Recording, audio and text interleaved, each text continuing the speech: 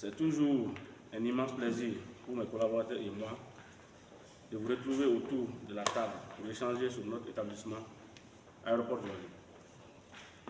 Je tiens d'abord à vous présenter nos excuses pour le changement de date de ce conseil, intervenu à la suite de la programmation d'un voyage officiel.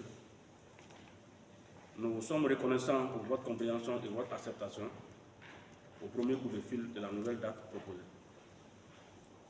Nous voudrons, à l'entame de nos travaux, nous adresser ainsi qu'à vos familles respectives, à quelques semaines de la fin de l'année 2023, nos vœux les meilleurs de bonheur et de prospérité pour l'année 2024 qui se profile à l'horizon.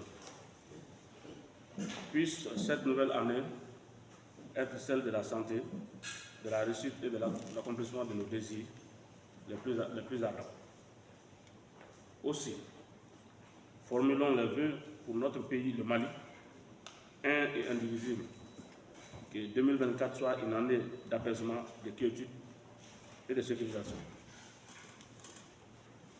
Mesdames et messieurs, avec votre permission, nous voudrons vous faire observer une minute de silence à la mémoire de Kaya Tolo, agent de renseignement décédé récemment, et de tous nos morts, civils et soldats tombés au front pour la défense de la patrie.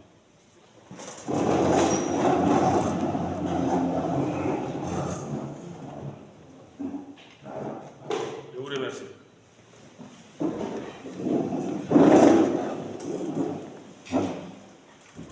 Madame, Messieurs les administrateurs, les activités qui ont été soumises à votre approbation et le budget qui les ont soutenus en début d'année 2023 ont été exécutées de façon satisfaisante. En effet, le budget 2023 que nous avions adopté a été réalisé à hauteur de souhait.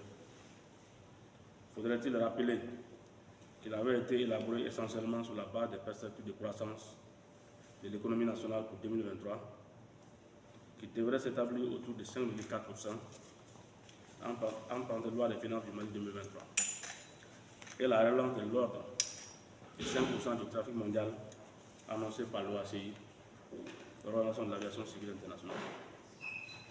L'économie malienne a montré de la résilience face aux effets latents des sanctions de la CEDEAO et le trafic aérien n'est pas resté en marge.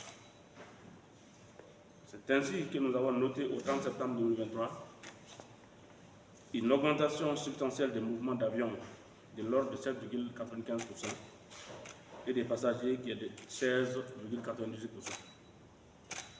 Cela a permis de réaliser des produits à hauteur de 81% par rapport à la prévision budgétaire, soit 1,434,819,980 francs CFA.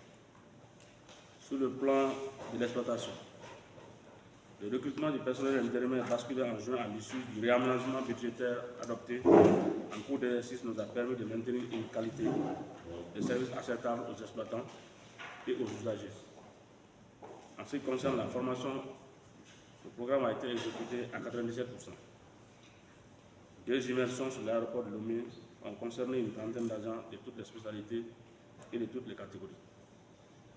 En ce qui concerne la sécurité et la sûreté, des missions de sensibilisation et de contrôle de la qualité ont été effectuées sur les aéroports de Bamako, Kai, Mopti, Tombouctou et Gao.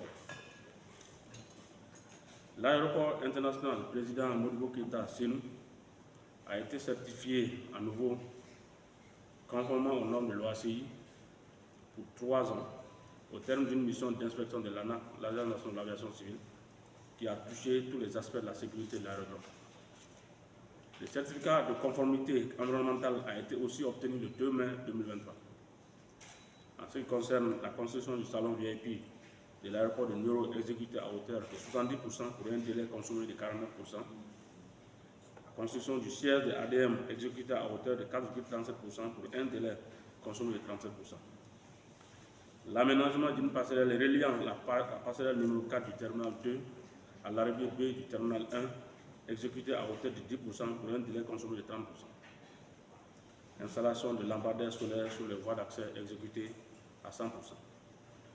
Madame, Messieurs les administrateurs, fort des résultats de 2023, des perspectives d'évolution du trafic en général et des actions gouvernementales pour le désenclavement des régions du Nord, les projets, des programmes d'activité et des budgets que nous vous proposons ici permettront de maintenir cette dynamique et d'atteindre les objectifs que nous nous fixons pour 2024, à savoir rehausser le niveau de la qualité du service offert aux usagers, augmenter les ressources extra-aéronautiques, renforcer le niveau de sûreté et de sécurité dans les aéroports, veiller au développement durable dans les aéroports, renforcer la gestion administrative, financière et comptable. Madame, Monsieur, le projet d'ordre du jour de cette session vous a déjà été annoncé. Chers administrateurs, je reste persuadé pour ma part que nous saurons, comme par le passé, donner une nouvelle impulsion à notre établissement, lui permettre de consolider ses acquis et de poursuivre son ascension.